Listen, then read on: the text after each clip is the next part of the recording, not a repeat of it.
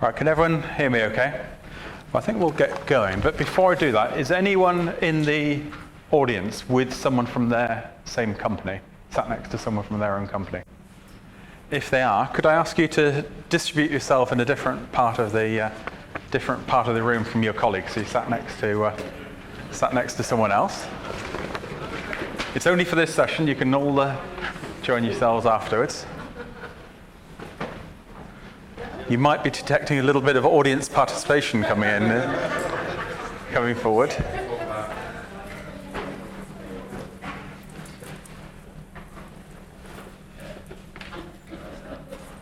Right, very good. Well, I'm going to be talking about 20 call center tips. But I'm not actually going to give you 20 call center tips. I'm only going to give you 10. And it's your job in the audience to come up with the other 10 tips. We've got a whiteboard here, and we'll get the tips up there. And then what we'll do is we'll have a look at the tips, and we'll pick a winning tip who's going to win a bottle of champagne for the best tip coming out of the session. So I'm Jonty Pearce. I'm the editor of Call Center Helper. I'm sure you all read the magazine. It's callcenterhelper.com. And I'm going to give you some tips, which I've seen and have been highlighted to me over the years. And I'm going to start off by a little bit about measurement and measuring the right things. Because I see an awful lot of contact centers very heavily into measurement, into metrics. And one of the common ones I see is average handling time. It's a very common metric. It has its uses. Very useful if you're doing some resource planning and need to work out how many people you're going to need. But it's not a particularly good measure of productivity, but it is very easy to read. But I see a lot of it used down to an agent level. And the problem if you use average handling time to an agent level is you're either consciously or unconsciously sending to the agent a signal to keep the call short and to get on to the next call. And in extreme circumstance, you'll get agents dropping calls to keep within that overall time. And really, I think the key thing is to focus on outcome-based metrics, things such as customer satisfaction, net promoter, first contact resolution, even simple stuff like speed of answer is quite good. And there's been a lot of debate about which is the metric that we should be using within the contact center. Is it net promoter? Is it customer effort? I think the problem is there's no one single silver bullet for contact center metrics.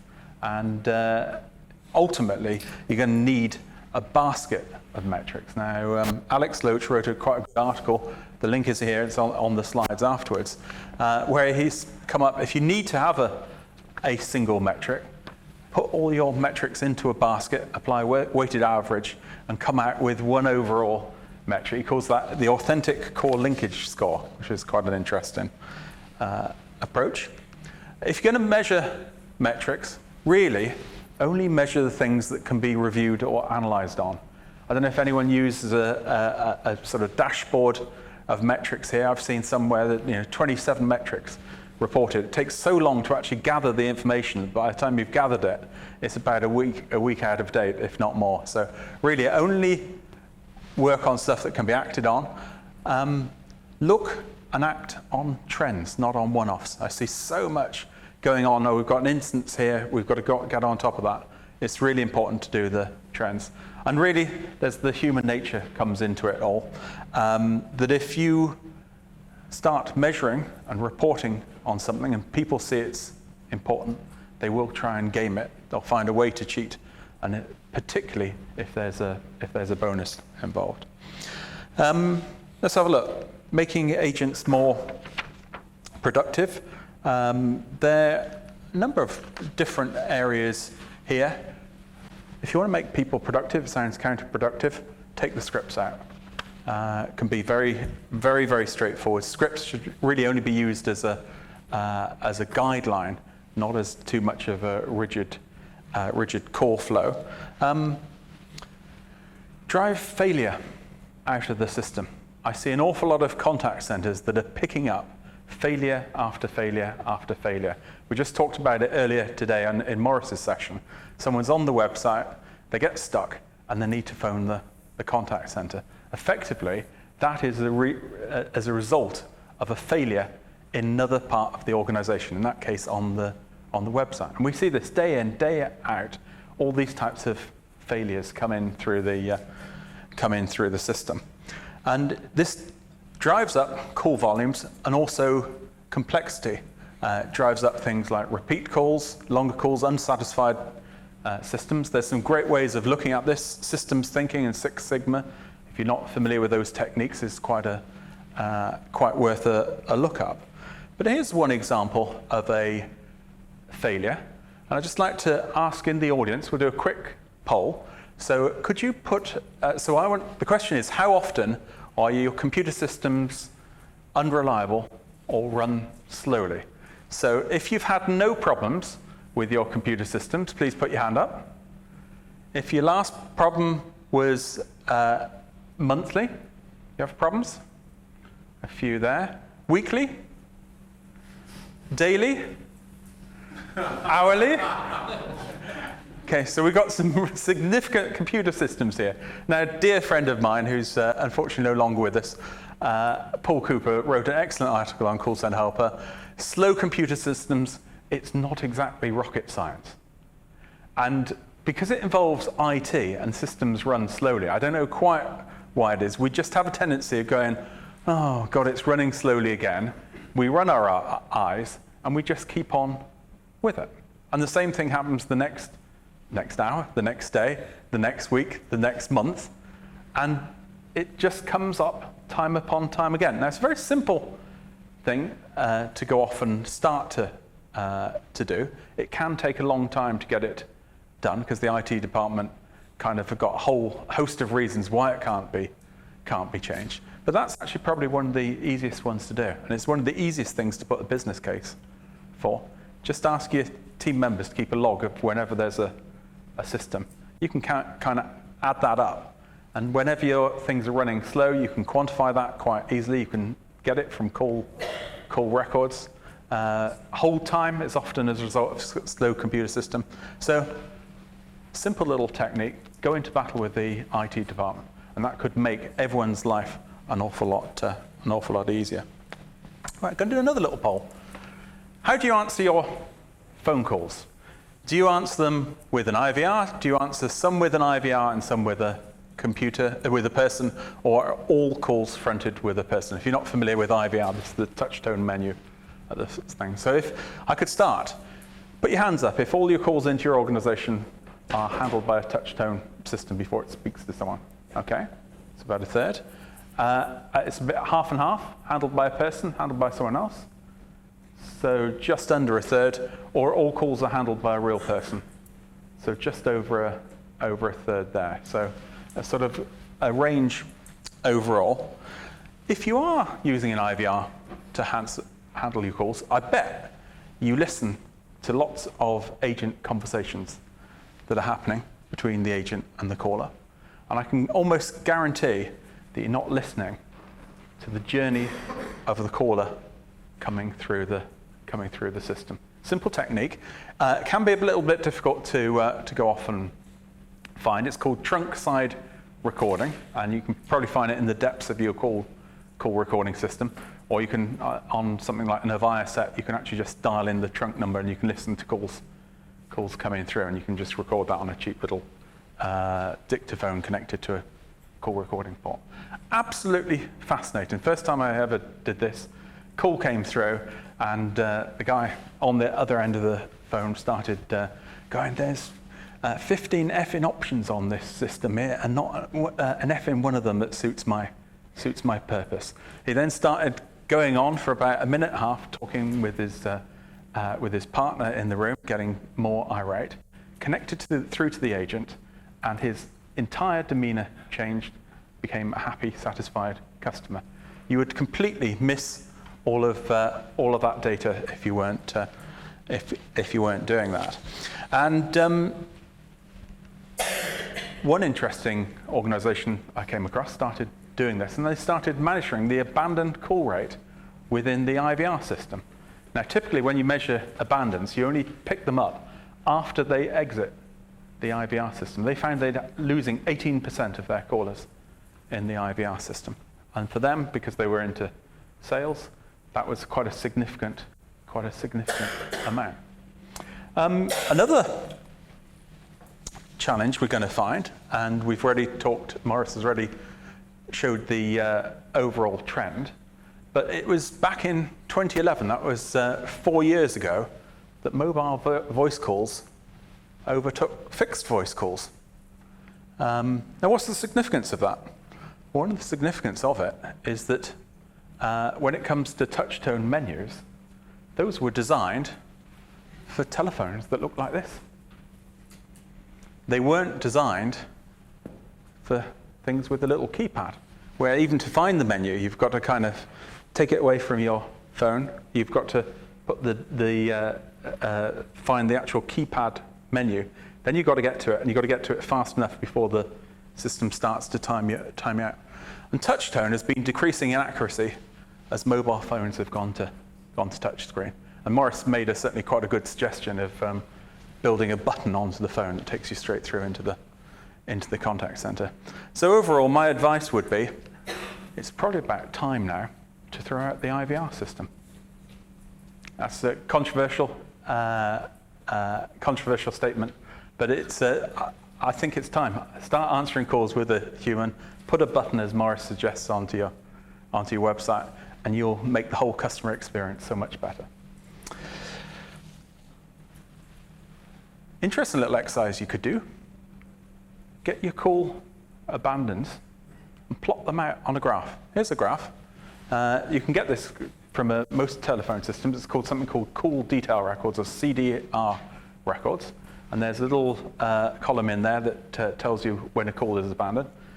Download it, stick it into an Excel spreadsheet, order it, and then count them from the top. So you start with 100% across here and plot that on XY graph against time. You can see the cumulative effects. And what you'll see here, this is for a sales line, quite a sharp drop off here after about 40 seconds. When you go into something like a technical support line, you'll find, not unsurprisingly, people are more able to queue for longer. One of the things you start seeing here is you start looking at what happens at these particular instances in time. And some of that is when you start playing messages to callers. Your call is important to us. And as soon as people hear that, they start to abandon. So a simple thing you can do, which sounds kind of counterproductive, is delay that first message. Play ring time to someone for longer. And you can hold that on for a little bit extra, and you can start to extend that curve out there. Another one you can look at is when you get certain dips happening here, is when you play the repeat message. And I don't know if you've ever thought about your messages as you're playing to people, but there's a number of different ways of doing it. The most typical one, which was actually hard-coded into the early Nortel systems, is you played one welcome message, and then you played 30 seconds later a message saying you're being held in a queue and we'll get to you as soon as possible. Meanwhile, here's 20 seconds or 25 seconds of Vivaldi. We get the same message played on the third and the fourth and the fifth and the sixth and the seventh time. And it's very tedious. And whenever you play that message, the caller thinks, oh, I'm connected. Oh, no, it's just the recorded message again. So you can actually, if you want to reduce the number of abandons, you can just keep the music going longer. Because if people know that they're in there, you perhaps want one every perhaps couple of minutes, just to let them know that it's the system's still working. But it doesn't need to be every 30 seconds, and it doesn't always need to be the same message that gets played to everyone. Number of people are doing things, listening to calls differently. You don't have to do 4 calls per agent per month, just entirely from random. You can do things such as you can look at long calls, short calls, start sampling those. You could use speech analytics to get calls based on keywords. Quite a good idea to listen to more calls. But you can also change monitoring based on experience. Number of organizations I go to have a different thing. So if you're an experienced agent, you only get 1 or 2 calls monitored per month. If you're a new person, it's 10. And then you perhaps have a traffic light system that moves you up and down. Some simple techniques you can do too. improve things.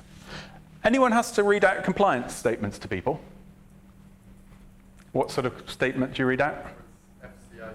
FCA, We encourage it not as a script, as a conversation. Your call is being monitored for compliance purposes, and it all sounds terribly tedious, doesn't it? The type of stuff. I went to British Gas, and what they did is they brought in some actors, and they started training their agents on reading poetry, and said, let's start reading some poetry out, because that's a fixed set of words that you have to go through. Actors don't come on and say, to be or not to be, that is the question, whether it's better to... They put some emotion into it. And so they started getting these actors to train the staff on reading out the compliance statements, to at least make them sound like they're interested. I opened a new business account yesterday for the choir. I'm the treasurer.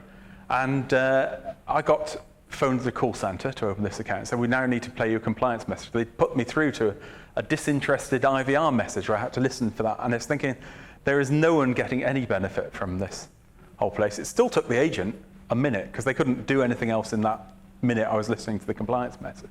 So much better if you could actually just be a little bit creative on something like that, and something like a nice sort of acting type message.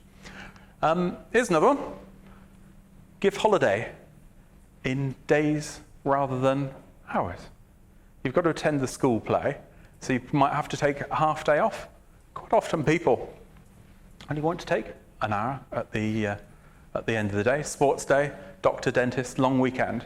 Very simple, effective technique. You've all got resource planning systems. If you're working off spreadsheet, it's going to be quite difficult, but a lot of systems enable you to do this.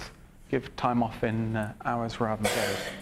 And then I thought I need to bring in a new tip, and this email popped up into my inbox, and I get this one probably about every 3 weeks, and it goes something along the lines, dear call center helper, from Word, increasing my survey response rate. In our contact center, we carry a post-call survey, but our survey completion rate is 1%. First of all, is this average, and how do I increase it? Sometimes people come say, I've got 25% completion rates, and I still want to increase those. How do I do that? And it's quite sad because you think, why? Why do you want to increase your survey completion rates? I don't know if any of you have ever studied statistics, but here is that they all work on something called a confidence table. And this is effectively, if you have a 5% margin of error, this is the number of people that you need to do a survey on, so you can find out. So if you've got, say, 1 million customers, you'd need to survey 384 people. If you go down and you get 100 customers, yes, you do need to survey 80 of them, quite a high rate. But really, when you get down to here, sort of certainly 300 people would give you a pretty significantly good value on that. So when people say, what is the survey rate I need to get? It's not as high as people think. So that's the first observation. The second one is that we get this survey fatigue starting to settle in. Some of the reasons why you get the surveys at such a low rate is people are either bored by the survey because you've already asked them before, or they don't believe anything is going to happen from it. And quite often you'll have what's called a verbatim box on your surveys. I've got a friend of mine who fills these and says, please can you contact me? He's never yet had a phone call back on it, because you get this vast amount of information that you can't actually do anything with. So simple technique is there's no point in collecting it if you're not going to do anything about it. So a way of getting survey fatigue down is to stop asking questions if you're not going to do it, or just maybe have 2 different types of surveys. One where you can collect some insight, but a more typical one where you start sending out just a small survey with just quick questions. How do we do today? score us from 1 to 10. Because if that's all you care about for your Net Promoter Score, just keep it to the one question. Keep it nice and short. And my favourite one, and almost no one does this, you said, we did. Because they're all asking for how could we improve our service, and you think that's very good. And then 3 years later, you go off and make a change to the organisation, and you've completely forgotten about the 5,000 people who suggested that to you.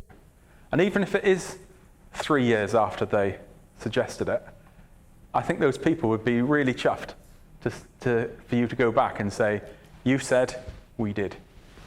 So that's my 10 tips. What I'd like now to do is we've pretty well got about 5 or 6 people on each row. So if you could join yourself up with the other people in your group. If you could come up with some more tips, we'll give you about 10 or 12 minutes to pull them out.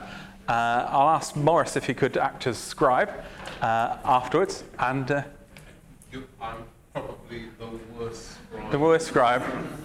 Okay, well I'll ask you to pick the winning tip. So, okay, I'll act as scribe. Okay, wonderful. So 10 or 12 minutes, and then introduce yourselves to the other people in your group, and then we'll see what you've got as tips. Okay, thank you. So let's have a run through. So we'll get your tips. I'm going to scribe them. Morris will pick a winning tip. We've got 10 minutes to go through from that. So who wants to start off? So you got a tip there at the back?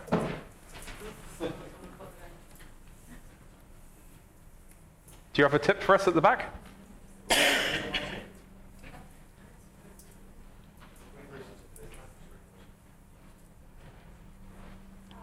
Trying to pick the best one. That's Okay. We'll pick any of them and we'll do a couple. 360 feedback for monitoring operating staff. 360 feedback. So we get the agents to monitor each other, the team leaders monitor each other, and vice versa. So we get a robust feel for how everyone's performing. Wow. Soft skills, technical efficiencies, approachability. Yeah. And how does that work for you? Really well, actually. Really well. The staff feel a lot more engaged. They have a lot more feedback, especially if their colleagues. They see perhaps a slight fault in their colleagues. Yeah. Eventually, the idea sinks in. Actually, I'll take a good look at my own performance. Fabulous. And team leaders, they get a really good Yeah. understanding of how their staff perceive them. Oh, that's nice. I like that one. Anyone else do 360-degree feedback in the room? And it works for you guys? Yes and no.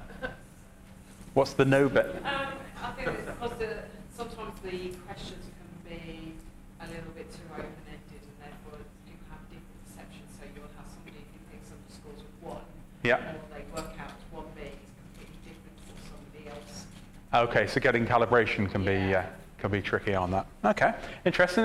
You had another tip as well, you said?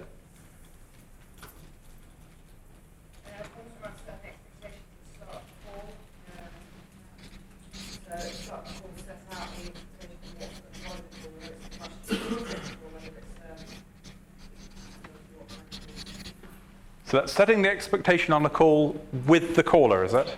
Yes, so at the start of the course, set that expectation as to what's going to happen. Okay, so it's saying you're calling about this and hopefully we can help you on that. So just sort of framing the conversation and starting to take control of it so that you actually own the process. Yes, in our scenario, it's great to we're an equally gas emergency service. Yeah. So it's around the calls that are coming in around actually set an expectation that we have got asking quite a lot of questions to understand and make sure you're safe and everything like that. Yeah. Setting that at the beginning so that Yeah. you get through the questions a bit. I like that because it also gets the agent really just rather than doing the standard stuff, actually thinking about what the caller's saying as well. So framing that. Yeah, good one. Have we got a tip from over here? We've got recognise emotion, Oh, that's a nice one. which is linked to putting yourself in the customer's shoes. So you know, if this was your nan on the phone, would you be happy with the outcome? Ah, that's good.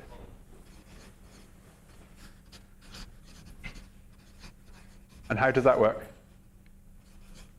In our industry, you know, obviously who work for Argos, so we was talking about if there's somebody on the phone whose washing machine's broken and they've got 5 kids, you need to understand that is really emotional for them around how long they've got to wait to get that product to them. So you've got to recognise that you might just have to step out. So we talked about the 80-20 rule, you said. Yeah. They might fall into the 20% that you're going to do something very different with, because you recognise that's very, very important to them. And very important not to have average handling time handling over someone on that. You know, an angry caller, because just say, I can, you know, simple stuff like, you know, I can tell you're rather angry about this. Yeah. Now let's see, you know, let's hear what you've got to say, and then we'll see if we can do something about it. Just helps to do that. Yeah, I do like that one. And I do like if your nan was on the, or if my nan was on the call, I'd be very surprised.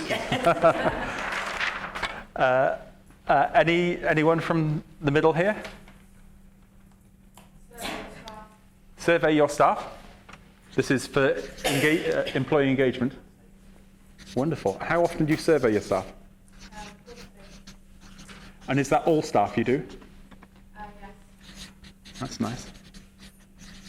And do you have one employee engagement question that you tend to ask? I think it changes these. So are you happy in your environment, that sort of thing? Yeah, that's nice. Wonderful. Kind of pay attention to whether they've got the information to complete that call, that query, whatever channel they need to you can therefore work out. This is a separate tip, is it? Yeah? No, it's not within. Yeah. Oh, do you have the information? Have a questionnaire on a particular area of their job, so you could say, for example, set an amount of questions on a particular area and see if they actually know the answers, and you can identify training needs from there as well. Oh, okay, that's nice. I was reading an article on employee engagement, and there were 12 questions that they suggest you ask for people. Gallup did a survey, and an interesting one was, do you have a best friend at work? Because if your people have got a best friend at work, they'll tend to be more engaged than people who don't. And this sort of simple little technique, I've never tried it, but I'd be quite interested to see what the results are. You're smiling on that one. One of the big banks I've done some work for, and one of the big retailers I've done some work for in the Far East, asked them that question. Does anyone ask that question? And do you find it insightful? Yeah. Oh, different organisation. Of course, yeah. I split you all up, didn't I? Oh, yeah, very good. And what percentage would you say have? 60 have and 40 don't. And then do you try and... Ah, okay, yeah, interesting. Yeah, and that's where out of work activities often help as well. Okay, if we take something from here. So one of the things that I do on a regular basis is that I hold skip meetings. So I will either go out to people with a concern that I would like to resolve. Okay, yeah. Or they will come to me and say, actually, these things aren't working for us. Yeah. So I will have skip meetings with my team managers, my senior advisors, and my Yeah. advisors. And for people not familiar with skip meetings, this is a skip level meeting where you go sort of 2 levels above you to have a meeting. So it sort of breaks down the immediate challenge of, yeah. And people respond well to that, I'd imagine. Absolutely. People are changing shift patterns.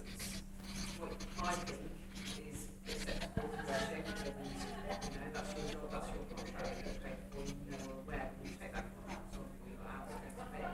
Actually, when it comes down to work-life balance, it's one of the key motivators for finding another job. Yeah.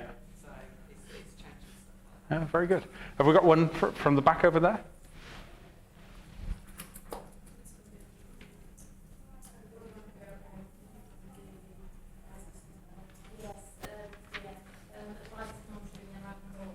Advisors monitoring their own calls. So that's on the basis you're your own biggest critic, like that one.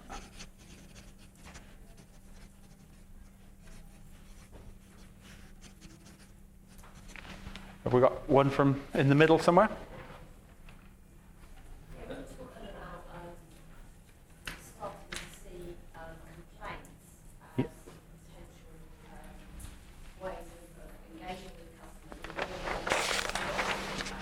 Okay, yeah, great.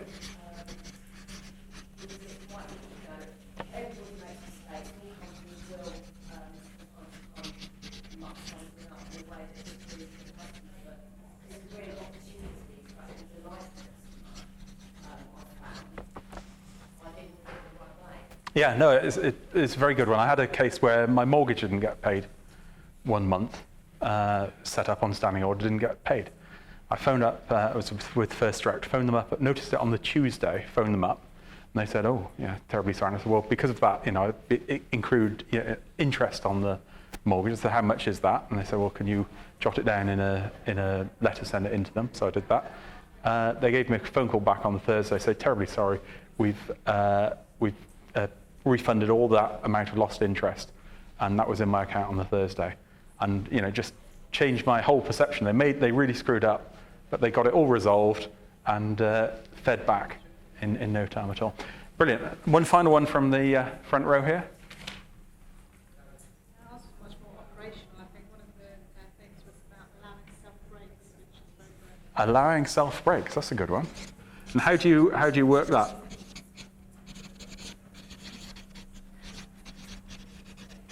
Just they literally get up and... So allowing the team leader on the shift to work Yeah. with the team to define when the breaks will be taken rather than having a rigid rota Okay, yeah. system. So the team leader sets it. So now if Jenny and Philippa want to have lunch together, are they able to do that? Potentially, Yeah, it's down to the team leader. You just say, it's the team leader to manage it. okay. And how do they manage that? Is that sort of you've got to keep, the 6 of the 8 on the phones at any one time?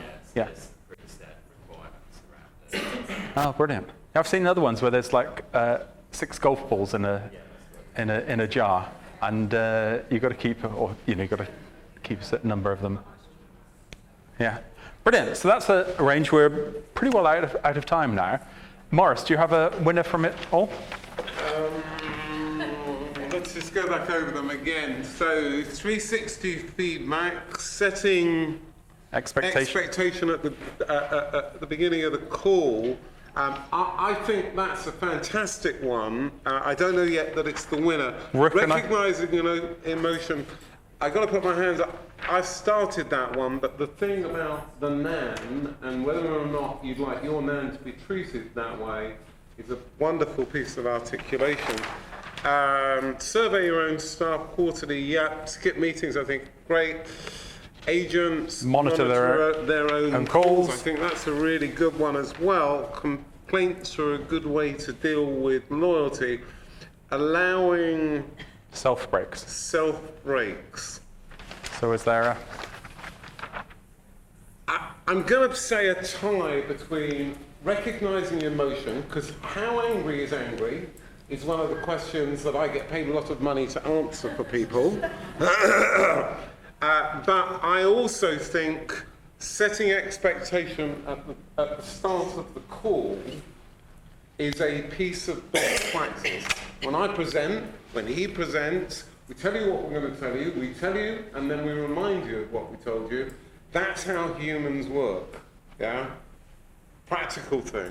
Wonderful. So I'm going to say those two. Okay, well, we'll pick both of those. Both will win a bottle of champagne. Was that yourself for one, or someone in your team was Yeah, that was yourself?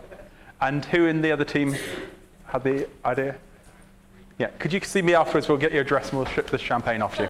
That's me, Jonty Pearce, 20 Cool Centre Tips. I hope you've all enjoyed it. I've got a lot from it as well. Thank you.